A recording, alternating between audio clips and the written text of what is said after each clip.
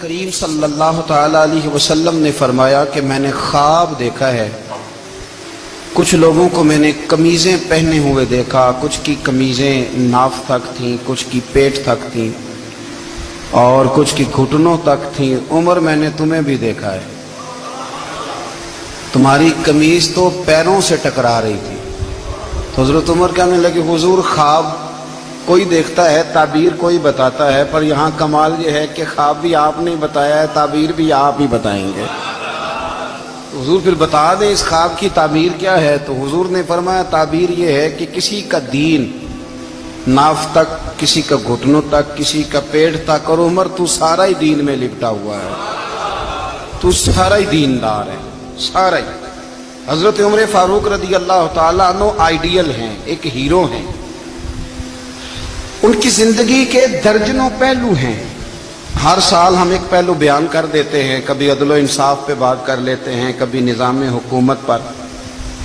ان کی زندگی کا ایک پہلو آج بھی ہماری گفتگو کا عنوان رہے گا، پر حضرت عمر کا مرتبہ اور مقام یہ ہے کہ نبی کریم علیہ السلام نے فرمایا کہ جبریل امین 950 سال میرے عمر کی شان بیان کریں تو عمر کی شان ختم نہیں ہوتی۔ 950 سال اگر حضرت جبریل بھی بیان کریں تو یہ مقام ہے سیدنا فاروق اعظم کا۔ اللہ تبارک و تعالیٰ نے جس طرح سارے نبیوں میں شان حضور کو عطا فرمائی، اسی طرح تمام نبیوں کے حواریوں میں سب سے زیادہ شان حضور کے غلاموں کو عطا فرمائی۔ قرآن مجید میں اللہ کریم نے فرمایا یا ایھا الذین آمنوا قوا انفسکم واہلیکم نارا، فرمایا اے ایمان والو خود بھی جہنم کی آگ سے بچو اور اپنے گھر والوں کو بھی دوزخ کی آگ سے بچاؤ۔ خود بھی بچو اور اپنے گھر والوں کو بھی، کس کو جی؟ جی ہماری ساری نصیحتیں باہر والوں کے لیے۔ باہر ہمیں بہت بڑا لیکچر بھی دینا پڑے تو چلتا ہے، بہت بڑی داستان سرائی بھی کرنی پڑے تو چلتی ہے۔ سٹیٹس اور معیار یہ ہے کہ سارا کچھ باہر والوں کے لیے، اور گھر کے وہ پھول جن کی آبیاری بھی ہم نے کرنی تھی، کوئی جڑی بوٹیاں اور گائیں تو وہ کاٹنی بھی ہم نے خود تھی، دھوپ اور چھاؤں کا خیال بھی ہم نے رکھنا تھا، وہاں ہماری نظر نہیں ہوتی۔ پڑوسی کے بچے کیا کر رہے ہیں یہ سارا پتہ ہوتا ہے، اور میرے گھر میں کیا گل کھل رہے ہیں اس کی مجھے خبر نہیں ہوتی۔ حضرت عمر فاروق نے جب یہ آیت نازل ہوئی تو فوراً عرض کیا یا رسول اللہ صلی اللہ علیہ وسلم اس کا کیا مطلب ہے کہ خود بھی دوزخ کی آگ سے بچو اور اپنے گھر والوں کو بھی بچاؤ؟ تو نبی کریم علیہ السلام نے فرمایا عمر اس کا مطلب یہ ہے کہ جن چیزوں کا اللہ رسول تمہیں حکم دیتے ہیں تم اپنے گھر والوں کو ان چیزوں کا حکم دو، اور جن چیزوں سے اللہ رسول تمہیں منع کرتے ہیں تم اپنے گھر والوں کو بھی ان چیزوں سے منع کرو۔ حضرت عمر فاروق کی زندگی میں جو چیز آپ کو بہت زیادہ ملے گی نا وہ یہ ہے کہ آپ نے جتنا کڑا احتساب محاسبہ باہر والوں کا کیا ہے نا، اس سے زیادہ بڑھ کے اپنا اور اپنے گھر والوں کا کیا۔ یہ بڑا عجیب معاملہ ہے کہ ہم جتنے لوگ ہیں ہمارا معیار یہ ہے کہ سامنے والا غلط ہے اور میں ٹھیک، یعنی دوسرے کا بچہ گلی میں نظر آ جائے تو اس کی غلطیاں نکلنی شروع ہو جائیں گی، اور میرا بچہ سارا شہر گھوم آئے ایک ٹائر پہ موٹر سائیکل پہ تو ہم کہتے ہیں کہ ابھی بچہ ہے، انشاءاللہ سیانا ہو جائے گا۔ اگر ابا جی آج تک سیانے نہیں ہوئے کہ اس کو سمجھا لیں تو پھر بیٹے کا سیانا ہونا تو ہو سکتا ہے کہ وہ 60-70 سال لگ ہی جائیں۔ گھر کے اندر جب تک توجہ نہیں ہوتی، اور سب سے پہلے جب تک اپنی ذات پر توجہ نہیں ہوتی، تو والد کا جب تک کردار بچے نہیں دیکھتے جب تک اتنی دیر تک ان کا تبدیل ہونا ممکن نہیں ہوتا۔ حضرت عمر فاروق رضی اللہ تعالیٰ عنہ نا باہر والوں کا بھی بڑا سخت حساب کرتے تھے۔ بڑا ایک گورنر صاحب نے لباس بڑا شاندار پہننا شروع کر دیا تھا تو حضرت عمر نے اتروا کے نا تو انہیں ٹاٹ کا لباس پہنا کے تو اونٹ چرانے کی ڈیوٹی دے دی تھی، اتنا سخت احتساب کرتے۔ کسائی کی دکان پر بھی 1-2 گھنٹے کھڑے ہوتے تھے، جو آدمی مسلسل 2 دن گوشت خریدتا تھا نا فرماتے تھے اس کا ٹیکس بڑھا دو، لوگوں کو دال نہیں مل رہی اور یہ روز گوشت کھاتا ہے۔ حضرت فاروق اعظم اس کو جزیہ کہا جاتا تھا، یا کچھ اور معاملات ہوتے تھے بڑھا دیتے تھے۔ مسلسل جو 2 دن آدمی گوشت کھاتا تھا، فرماتے تھے مدینے میں غربت ہے، اگر یہ والا نظام تم کرو گے تو غریب لوگ کس کی طرف دیکھیں گے۔ لیکن اس سے زیادہ بڑھ کر جو ان کی زندگی کا معیار اور سٹیٹس تھا وہ یہ تھا کہ اپنے گھر کا خاص خیال رکھتے، خاص توجہ کرتے۔ ملک شام سے اور ایران سے کچھ لوگ آپ کی خدمت میں آئے تو وہاں سے کچھ کنیزیں بھی آئیں، ان کے بادشاہ پیغام لے کے۔ شاہ ایران کی کنیز کو ملکہ نے کہا کہ نا حضرت عمر کی زوجہ کو دیکھ کے آنا ذرا کس طرح کی ہے۔ ہمارے ملک میں کیا کہتے ہیں؟ خاتون اول، جی خاتون، باقی سارے دووں میں خاتون اول، ذرا خاتون اول کو دیکھ کے آنا۔ تو وہ جب آئی نا گھر میں ملنے تو کہا کہ مجھے میری ملکہ نے کہا تھا کہ عمر کی زوجہ سے، اہلیہ سے ملاقات کر کے آنا۔ تو حضرت عمر کی اہلیہ نے نا ایک جوڑا کپڑوں کا دے دیا ملکہ کے لیے اور ایک خوشبو کی شیشی دے دی۔ اب جب وہ تحفے وہاں بھیج گئے تو اس ملکہ نے نا کچھ سونے کا سامان بھیجا، کچھ زیورات بھیجے، کچھ تحائف بھیجے۔ جب حضرت عمر کے گھر آئے نا وہ خادم لے کے آیا، اس نے کہا جی آپ کی اہلیہ نے تحفے بھیجے تھے، تو جواب میں شاہ ایران کی بیوی نے، یہاں جس ملک کا وہ سفیر تھا، انہوں نے بھی یہ بھیجے۔ تو حضرت عمر فاروق نا وہ تحفے لے کے گھر گئے تو جا کے کہنے لگے اپنی اہلیہ سے، یہ تو کب سے تحفے تحائف بھیجنے لگ گئی ہے، یہ کب سے نظام شروع ہو گیا؟ تو کہ حضور تحفہ دینا لینا تو ٹھیک ہے، سنت ہے، محبت بڑھتی ہے، تو یہ کوئی قباحت نہیں، اور میں نے اپنی ذاتی استعمال کے لیے جو چیزیں رکھی تھی وہ میں نے دی ہیں۔ تو حضرت عمر فاروق رضی اللہ تعالیٰ عنہ فرمانے لگے ہم نے کسی ملک کے ساتھ اور اس کے بادشاہ کے ساتھ ذاتی تعلق نہیں بنانا، تعلق جو بھی بنے گا رسول اللہ کے دین کی برکت سے بنے گا، ذاتی رشتے نہیں ہم نے قائم کرنے۔ ذاتی آپ کے ملک کی جو ایئر لائن جس کا ہر سال خسارے کا ڈنڈورا پیٹا جاتا ہے نا، وہ ہمارے بادشاہ صاحب اور صدر صاحب اگر غیر ملکیوں کو گھوڑا کبھی بھیجنا ہو نا، گھوڑا، تو پورا ایک جہاز گھوڑا لے کے تحفے میں جاتا ہے، پورا جہاز غریب قوم کا یہ سرمایہ، اور قوم بڑی بادشاہ ہے، لائنوں میں لگ کے ووٹ دیتی ہے۔ 2 کام ہمیشہ لائن میں لگ کے کرنے، ایک بل لائن میں لگ کے جمع کرانا ہے اور ایک ووٹ لائن میں لگ کے، تاکہ پھر پورے 5 سال لائن میں ہی لگے رہیں۔ مرضی سے آپ ووٹ دینا، پر جو بات درست ہے اس کو سنو۔ حضرت عمر فاروق رضی اللہ تعالیٰ عنہ نے اپنی اہلیہ سے پوچھا کتنے کا تھا وہ تیرا جوڑا اور خوشبو کی شیشی؟ انہوں نے کہا 3 دینار کی۔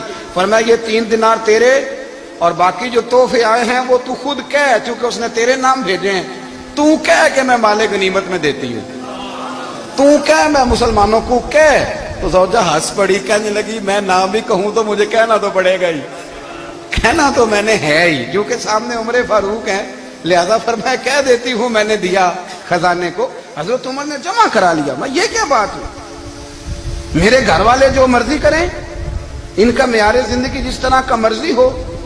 اور حضرت عمر ایک جملہ کہا کرتے تھے، اللہ کرے کہ یہ باتیں اس دور حاضر میں ہماری سمجھ میں آئیں۔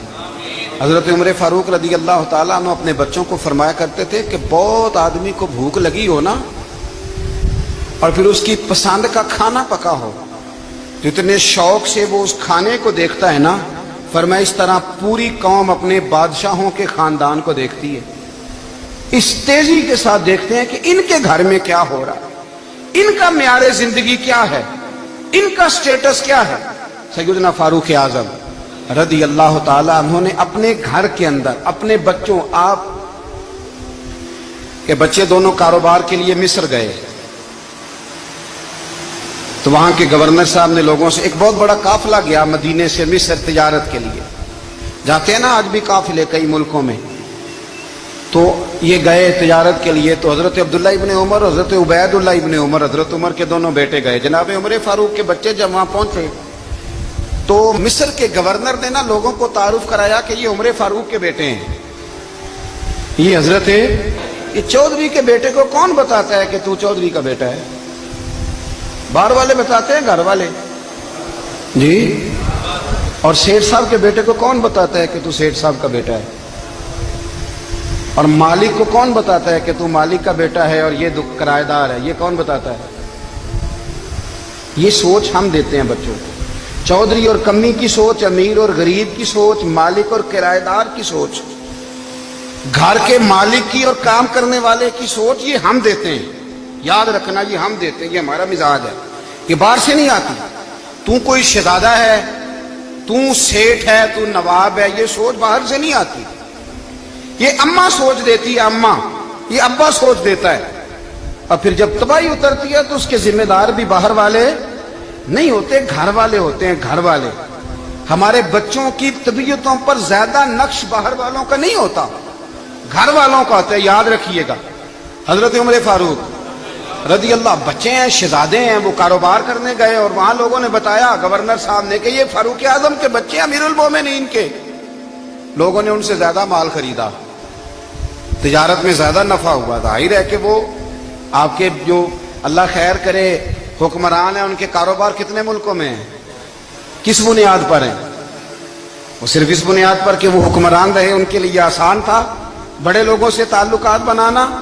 حضرت عمر فاروق رضی اللہ تعالیٰ عنہ کے بچے ڈھیروں مال کما کے جب واپس آئے نا، تو حضرت عمر سے آ کے بچوں نے بطور محبت کا، ابا جی اللہ نے بڑا ہی فضل کیا ہے، بڑا مال کمایا الحمدللہ، یہ دیکھیں کتنا نوازا ہے۔ تو حضرت عمر کہنے لگے سارے قافلے نے اتنا ہی کمایا ہے؟ سارے قافلے نے اتنا ہی کمایا ہے؟ کہ حضور نہیں، سارے قافلے نے اتنا نہیں کمایا، سب کو اتنا نہیں ملا۔ وہ تو وہاں گورنر صاحب نے لوگوں کو تعارف کرایا تھا کہ یہ عمر کے بچے ہیں، تو لوگوں نے پھر ہم سے بڑا ہی خریدا۔ تو حضرت عمر فرمانے لگے ٹھیک ہو گیا، میں بات سمجھ گیا، اس طرح کرو، جو تمہاری اصل زر تھی نا، جو راز تھی، وہ رکھ لو اور باقی سارا مال مال خزانہ میں جمع کرا دو، اس لیے کہ یہ تم نے تجارت نہیں کی، یہ تم نے اپنے باپ کا نام بیچا ہے، یہ تم نے امیر المومنین کے بیٹے ہونے کا فائدہ اٹھایا ہے۔ فرمایا یہ تمہارا نہیں حق، یہ مسلمانوں کا ہے، اس لیے کہ یہ مال تم نے محنت سے نہیں کمایا، یہ باپ کی کرسی کا فائدہ اٹھایا ہے۔ اور فرمایا اگر تم نے مال جمع نہ کرایا تو میں مال بھی لے لوں گا زبردستی اور کوڑے بھی ماروں گا، ڈبل سزا دوں گا، مرضی سے جمع کراؤ گے تو کوڑوں سے بچ جاؤ گے۔ بڑے بیٹے نے تو جمع کرا دیا، تو چھوٹا تھوڑا پریشان ہوا، تو حضرت عبداللہ ابن عمر چھوٹے کا ماتھا چوم کے کہنے لگے بیٹے چپ کر کے جمع کرا، یہاں بھی فخر کر کے ہم عمر کے بیٹے ہیں، اور قیامت میں بھی فخر کریں گے کہ ہم فاروق اعظم کے بیٹے ہیں۔ یہاں بھی ناز کریں گے اور وہاں بھی ناز کریں گے کہ عمر کے بچے ہیں۔ ہمارے باپ نے خود بھی حلال ہی کھایا ہے، اور جب ہماری کمانے کی باری آئی ہے تو ہمیں حکم بھی حلال کھانے کا دیا۔ بھائی ہمارا مزاج نہیں۔ بچہ جب لے کے آتا ہے 2 لاکھ روپیہ تو کبھی پوچھے کہاں سے آیا ہے؟ جب وہ پہلے دن غلط دوستوں کے پاس جا کے بیٹھتا ہے تو کبھی نکالا ہے گھر سے اسے؟ یہ بہت سارے خمیازے ہمیں اس لیے بھگتنے پڑتے ہیں کہ ہم ابتدا میں سوراخ بند نہیں کرتے، جب اس میں شگاف پڑ جاتا ہے، سیلاب آتا ہے تو ہمیں ہوش آتی ہے۔ حضرت عمر نے اپنے گھر میں نگرانی رکھی، کڑی نگرانی، زیادہ نماز گھر میں پڑھتے تھے حضرت عمر، نفلی نمازیں زیادہ کیوں بلا؟ بھائی یاد رکھیں کہ آپ نے اگر سجدہ کرنا ہے تو بچہ لیٹ جائے گا، وہ اسے پتا کوئی نہیں سجدہ کیا ہے، لیکن جب گھر میں کبھی قرآن ابا جی کھول لینا، جب ابا جی کا موڈ بن جائے نا لیکچر دینے کا، وہ گھر میں شروع ہو جاتے ہیں، کہتے ہیں آپ لوگ نماز نہیں پڑھتے اس لیے میرے کاروبار میں برکت کوئی نہیں، تم سویرے قرآن پاک نہیں کھولتے تو میں تباہ ہو گیا۔ تو میاں آپ نے کب گھر میں قرآن پاک کھولا تھا؟ آپ نے کب نماز پڑھی؟ آپ نے کب گھر کے اندر اللہ رسول کا ذکر کیا تھا؟ آپ نے کب حدیث چھیڑی؟ آپ نے بھی تو گھر کے اندر جب بھی آپ آئے ہیں تو آپ نے وہی کچھ کیا جو دنیا دار کرتے ہیں۔ آپ بھی تو اپنا موبائل لے کے الگ کونے میں بیٹھ گئے، آپ نے بھی تو کہا ہے کہ اب تمہارے چینل ختم، اب میری مرضی والا چلے گا۔ تو جو آپ نے کیا ہے بچے بھی وہی کام کریں گے۔ آپ نے بھی گپ شپ لگائی ہے تو وہ بھی لگا رہے ہیں۔ یہ سمجھ لیں جو کام آپ کریں گے آپ اپنے بچوں کی سیرت میں اس کا جلوہ دیکھ لیں گے۔ بڑی پکی سی بات ہے کہ آپ کو بچے کی عادتیں دیکھ کے سمجھ آ جائے گی کہ میں بھی یہی کرتا تھا اور یہ بھی۔ حضرت عمر فاروق رضی اللہ تعالیٰ عنہ وصال فرما گئے، تو آپ کے وصال کے بعد حضرت عثمان غنی رضی اللہ تعالیٰ عنہ نے آپ کی ایک بیوہ سے نکاح کیا، حضرت عمر کی ایک بیوہ سے۔ جب وہ آپ کے نکاح میں آئی تو کہنے لگی حضرت عثمان غنی سے کہ حضور نہ تو میں خوبصورت ہوں اور نہ میں جوان ہوں، نہ آپ کی کوئی خدمت کر سکتی ہوں، میرے ساتھ نکاح کرنا سمجھ میں نہیں آیا۔ کیا شاندار جواب دیا حضرت عثمان غنی نے، کیا خوبصورت جواب دیا۔ فرمانے لگے میں نے اس لیے نکاح نہیں کیا کہ مجھے تمہارے حسن سے دلچسپی تھی یا تمہاری خدمت کی ضرورت تھی، میں نے تو اس لیے نکاح کیا ہے کہ مجھے بتاؤ عمر فاروق گھر کے اندر اپنے رب کی عبادت کس طرح کرتے تھے۔ وہ قرآن پاک کس طرح پڑھتے تھے, وہ رویا کیسے کرتے تھے, استغفار کا طریقہ کیا, کس وقت کس انداز میں وہ اپنے رب کو یاد کرتے تھے. اس لیے کہ عمر کئی دفعہ گھر سے آتا تھا تو میں اس کے چہرے پر نور دیکھا کرتا تھا, میں روشنی دیکھتا تھا, ایک معیار دیکھتا تھا. نکاح اس لیے کیا ہے کہ مجھے عمر کی جو گھر کے اندر کی عبادت ہے اس سے آگاہ کرو, تاکہ عثمان غنی بھی چاہتے ہیں اس طرح کے عمل کرو جس طرح کہ عمر فاروق کر کے گئے. بھائی جب تک ہم اپنے گھر میں وہ توجہ نہیں دیں گے, وہ مزاج دیکھیں نا, ہمارے گھروں میں جب نقشہ پاس ہوتا ہے تو ٹی وی لان بھی اس میں ہوتا ہے, ڈرائنگ روم بھی ہوتا ہے, نماز کی جگہ بھی ہوتی ہے نقشے میں. صحابہ جب گھر بناتے تھے تو ایک مسجد بیت کا نقشہ پاس کرتے تھے, ذہن میں رکھتے تھے کہ یہ کونا نماز کے لیے, وہاں جوتے لے کے کوئی نہیں جائے گا, وہاں نماز پڑھی جاتی تھی, عورتیں وہاں اعتکاف کرتی تھی. ٹی وی لان تو آ گیا ہے, اور گھر کے اندر ٹی وی رکھنے کے لیے تو ایک کمرہ الگ سے بنا دیا گیا ہے, اور اب جو نئے نقشے پاس ہو رہے ہیں اس کے اندر گھروں کے اندر جگہ بنائی گئی ہے جہاں کمپیوٹر رکھے جائیں, اور بچوں کے لیے وائرنگ ہوگی نیچے تاکہ انہیں کوئی مشکل درپیش نہ ہو. یہ ساری چیزیں ہم نے نہانے کے لیے گھروں کے اندر اتنے اتنے بڑے واش روم بنائے ہیں کہ لگتا یہ ہے کہ سوائے نہانے کے اور کام ہی نہیں کوئی گھر میں ہوگا. ہر چیز آ گئی, پر اللہ کرے کوئی تفسیر بھی ٹیبل پہ پڑی نظر آئے, کوئی حدیث کی کتاب بھی ٹیبل پہ پڑی نظر آئے. اللہ کرے کہ جس طرح ابا لطیفہ سن کے آتا ہے تو جب تک سنا نہ لے اسے ہضم نہیں ہوتا. اللہ کرے کہ وہ جمعے میں بیان سن کے جائے تو اس کا بھی دل کرے میں اپنے بچوں کو سناؤں. وہ نبی پاک کی کوئی حدیث کہیں سے سنے تو گھر جا کے سنائے.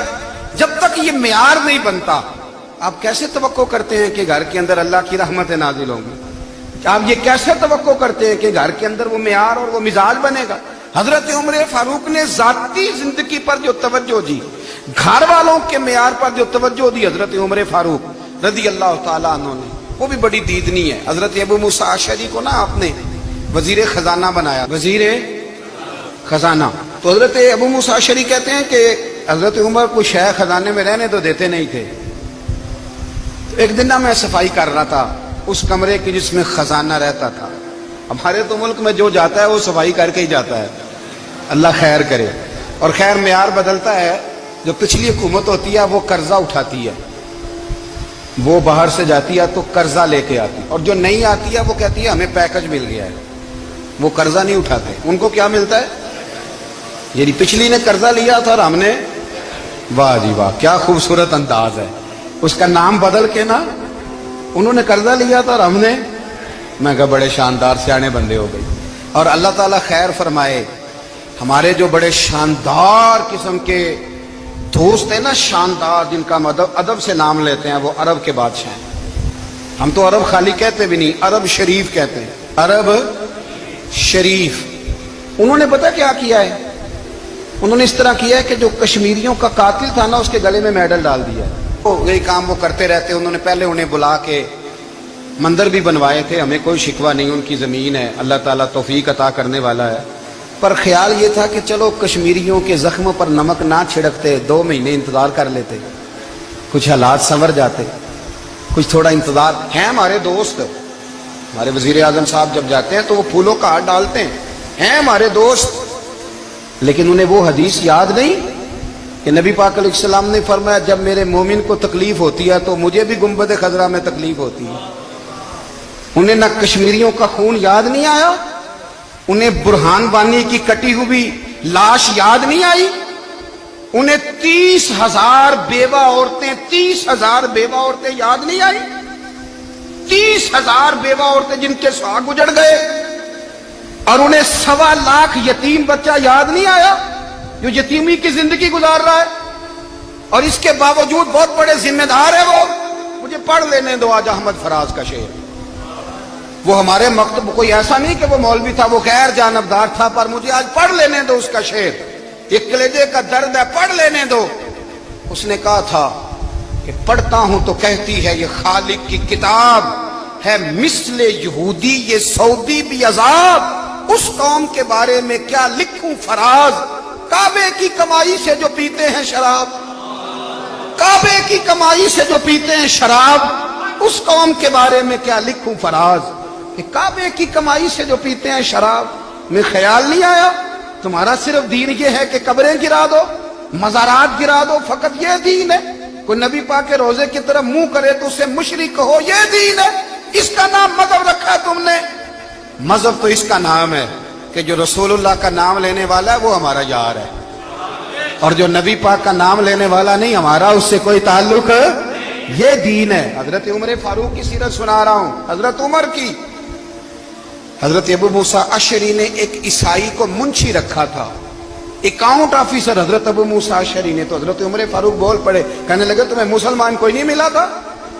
کلمہ گو نہیں تمہیں نظر آئے؟ کشمیریوں کی لاشیں نظر نہیں آتی؟ ان کا خون بہ رہا ہے، تباہی اتر رہی ہے، اور تم قاتل کو گولڈ میڈل پہنا رہے ہو؟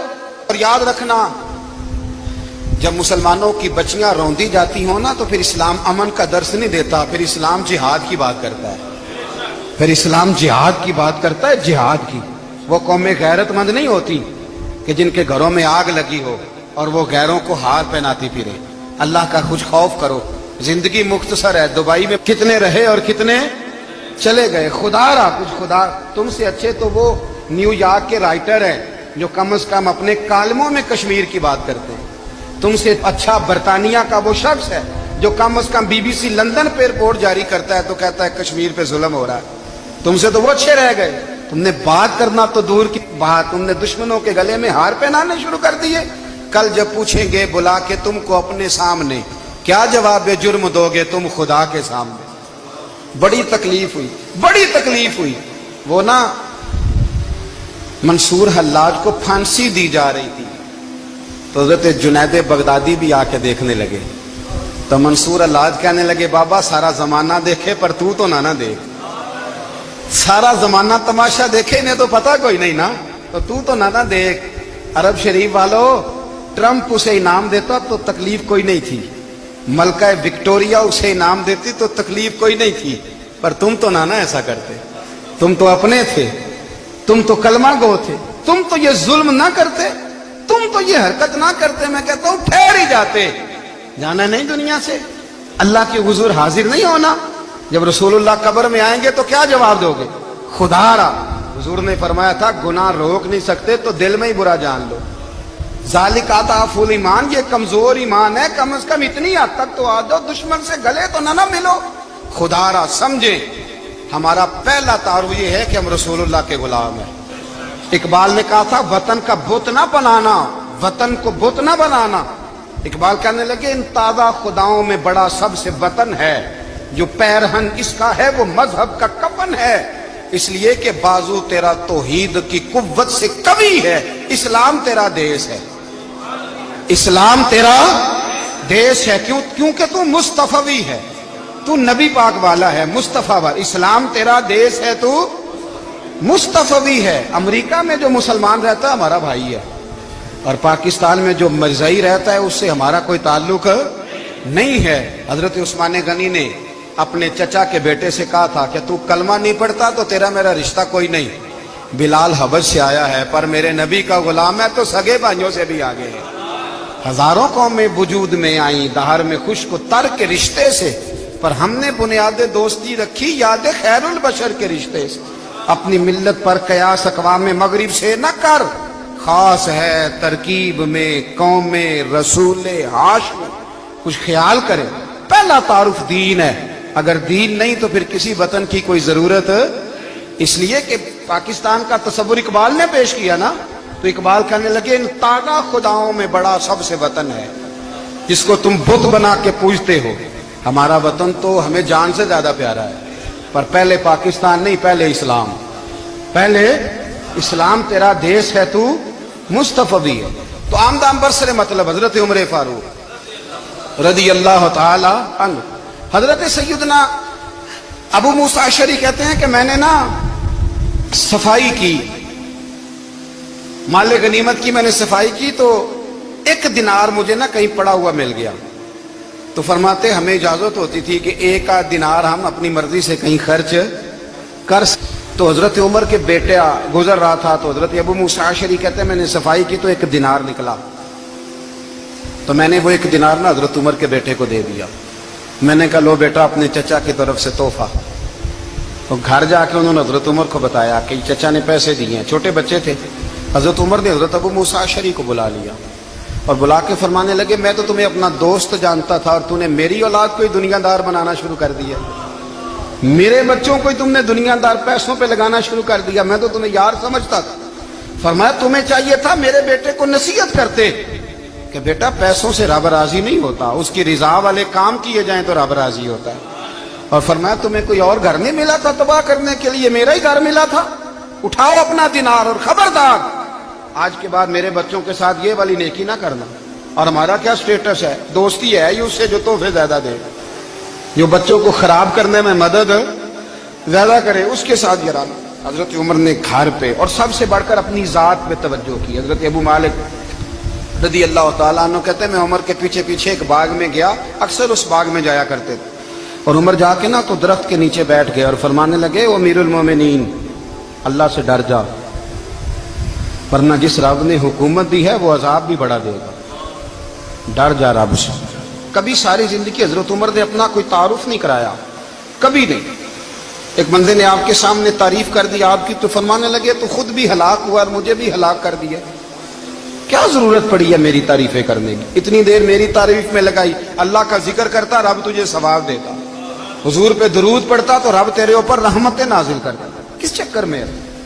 آج جتنا اچھی کوئی خوشامد کرے اتنی اچھی وزارت ملتی ہے، جتنی اچھی اس کو جو ہے وہ چاپلوسی کرنی آیا درجہ بھی اسے اتنا ہی اچھا ملتا ہے۔ حضرت عمر فاروق رضی اللہ تعالیٰ عنہ آپ کے بیٹے کہتے ہیں، صاحب فتوح الشام نے لکھا ہے، آپ کے صاحبزادے کہتے ہیں میں نکلا تو میرے ابا جی نا اپنی پشت پر مشکیزہ رکھ کے کنویں سے پانی بھر کے آ رہے، میں دوڑ کے آگے گیا، میں نے کہا ابا جی مجھے دے دے۔ فرمانے لگے بیٹا تیرا کیا خیال ہے، کوئی اور نہیں تھا مشکیزہ بھر کے لانے کے لیے، تیرا کیا خیال ہے؟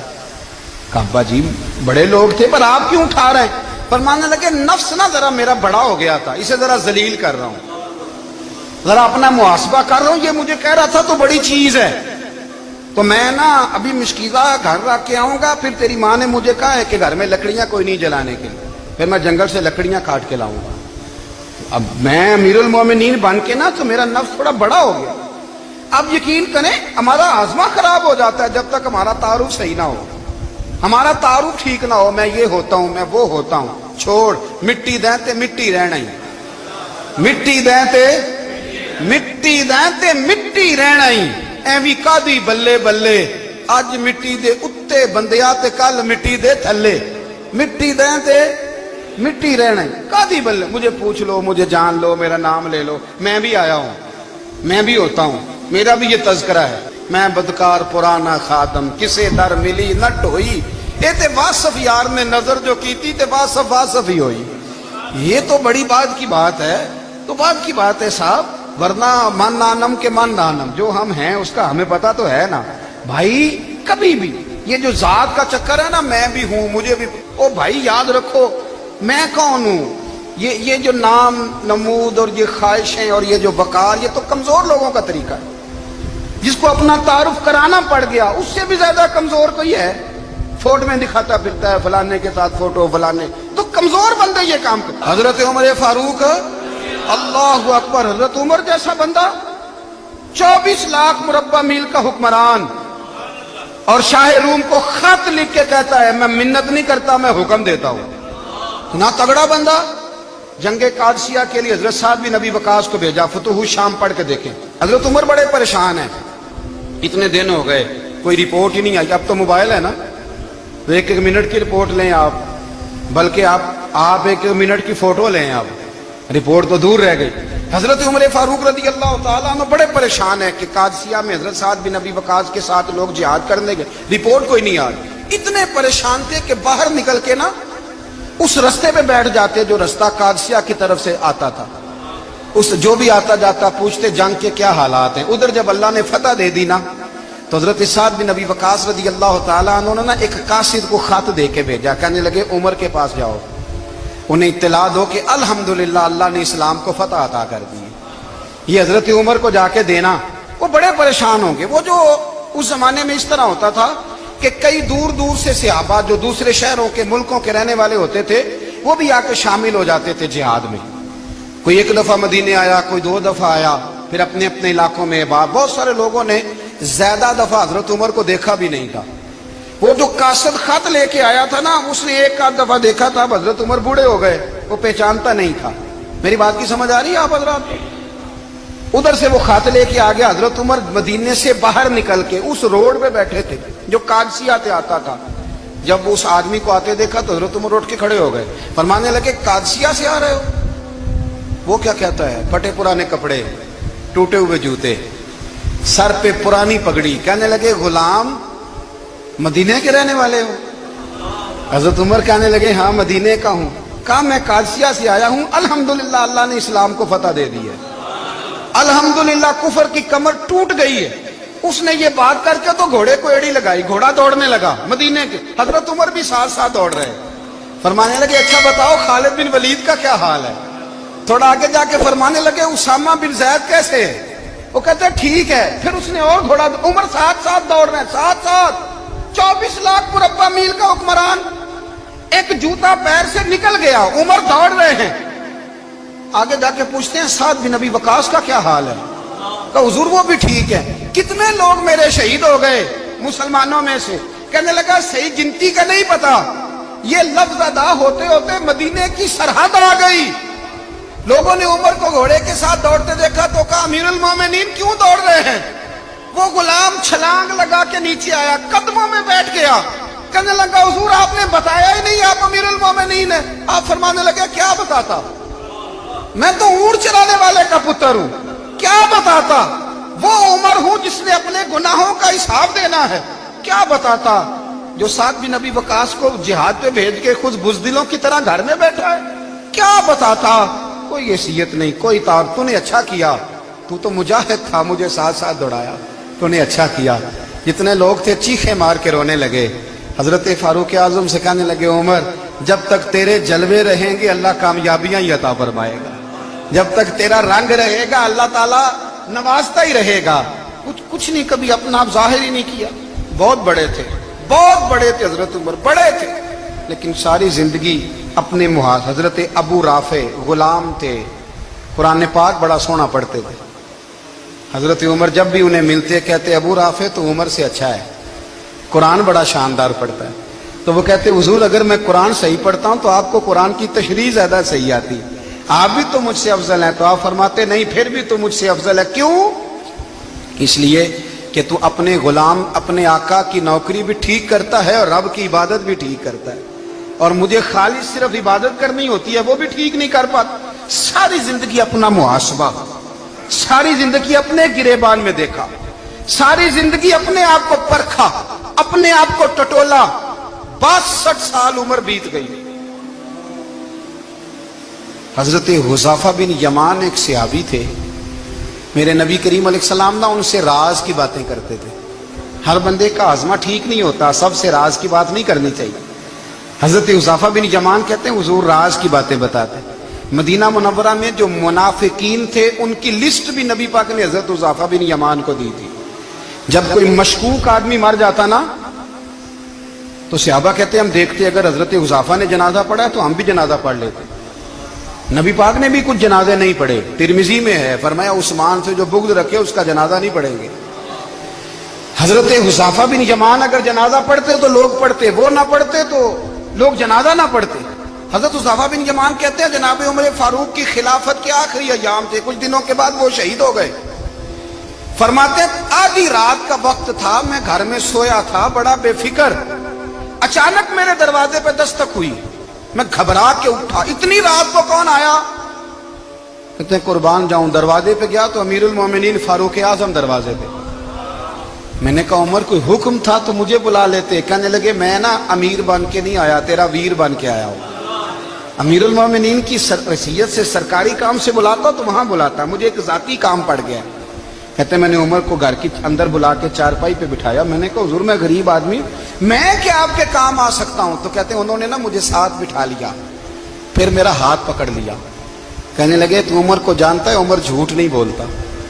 तू जानता है उमर वादों का पक्का है? कहा हुजूर जानता हूं। कहा मैं उस वक्त आया हूं जब देख भी कोई नहीं रहा। हजरत हुज़ैफा बिन यमान कहते हैं परेशान हो गया, हुजूर पहेलियां ना बुझवाए, मेहरबानी कर बताएं किधर आए हैं। हजरत उमर फारूक फरमाने लगे 62 साल का हो गया हूं, 63वां चल रहा है, दाढ़ी सफेद हो गई है, फल पक गया, उठ फरीदा सुत्या, दाढ़ी आ गई पूर, अग्गा नेड़े आ गई, पिछा रह गई दूर। अब ना अब कब्र अशर का मामला साफ नजर आने लगा है। कहा हुजूर मुझसे क्या चाहते हैं? हजरत उमर रो पड़े, कहने लगे आज मैं ईशा के बाद निकला हूं तो नबी पाक के सहाबा मुझे नेक कह रहे थे, फिर मैंने बच्चों की मां से और बच्चों से भी पूछा है, वो भी मुझसे राजी हैं, पर हुज़ाफा तेरे साथ नबी पाक राज की बातें करते थे, सच बता कहीं उमर का नाम मुनाफिकों में शामिल तो नहीं? सच बताओ, उन मुनाफिकीन में तो शामिल नहीं, कहीं ऊपर ऊपर से तो नहीं सारा कुछ? हजरत हुज़ाफा बिन यमान कहते हैं मैं बाप के मरने पे इतना नहीं रोया जितना उमर के सवाल पे रोया। मैं कदमों में बैठ गया, मैंने कहा नहीं उमर ये तो मैंने नहीं सुना, लेकिन ये मैंने नबी पाक से जरूर सुना है कि मेरे बाद अगर कोई नबी होता तो उमर इब्ने खत्ताब होता। ये मैंने अपने कानों से सुना है कि उमर जिस गली से गुजरे शैतान रास्ता बदल जाता है। ये मैंने अपने कानों से सुना है कि 950 साल हजरत जिब्रील जनाब उमर की शान बयान करें तो फिर भी बयान नहीं हो सकता। ये मैंने जरूर सुना। दोस्तों सारी जिंदगी हजरत उमर ने अगर दूसरों का मुहासबा किया तो अपना और अपने बच्चों का भी कड़ा ख्याल रखा, अपनी जात पर बड़ी तवज्जो दी। जो लोग अपना भूल जाते हैं ना, हमें अपनी सेहत का बड़ा ख्याल है लेकिन अपनी रूहानी जिंदगी का कोई ख्याल नहीं है, कल्बी जिंदगी का कोई तसव्वुर नहीं है। आप यकीन करें मोटा आदमी कमजोर होने के लिए जद्दोजहद कर रहा है, कमजोर ताकतवर होने के लिए, लेकिन जिसको कितने दिन बीत गए अल्लाह रसूल की याद में रोया ही नहीं, कितने दिन बीत गए ना सुनने को दिल ही नहीं चाहा, जिसे महीनों बीत गए और कुरान पाक की तरफ नजर ही नहीं गई, वो फिक्रमंद ही नहीं। जिंदगी जिंदा दिली का नाम है, मुर्दा दिल क्या खाक जिया करते हैं। भाई हजरत उमर की जिंदगी दौरे हाजिर में हमें यह सबक देती है कि कड़ी निगरानी रखो अपने पौधों की, कड़ा ख्याल रखो अपने जाती बाग का, और ये जो तुम्हारे दिल की दुनिया है, ये तुम्हारी रूह की जिंदगी है, इसका मुहासबा करते रहो। नबी करीम अलैहिस्सलाम ने फरमाया अपना हिसाब खुद कर लो कबल इसके कि तुम्हारा हिसाब किया जाए। अपना हिसाब बोलिए, अपना हिसाब। हम सारी दुनिया का हिसाब करते फिरते हैं, कोई कहां से कमाता है कहां खाता है, पर अपना हिसाब हुजूर ने फरमाया हिसाब कर लो कबल इससे कि तुम्हारा हिसाब। मौला अली फरमाते हैं नमाज पढ़ लो कबल इसके कि तुम्हारी नमाज पढ़ी जाए, नमाज पढ़ लो कबल इसके कि तुम्हारी। अपना मुहासबा करें, थोड़ा सा ना ऊपर दाएं बाएं देखने की बजाय थोड़ी सी गर्दन झुका के ना, दरवेश कहते हैं बुरे बंदे नु मैं लब्बन टुरिया ते जग ते मिलिया ना कोई, अपने अंदर झाती पाई ते मैथों बुरा ना कोई। थोड़ी सी ना, थोड़ी सी अपनी तरफ तवज्जो दें। हम ना बेचैन वक्त गुजार रहे हैं, बेकरार हैं, बेसुकून है। सबब यह है कि हमने ना अपना हिसाब करना छोड़ दिया है।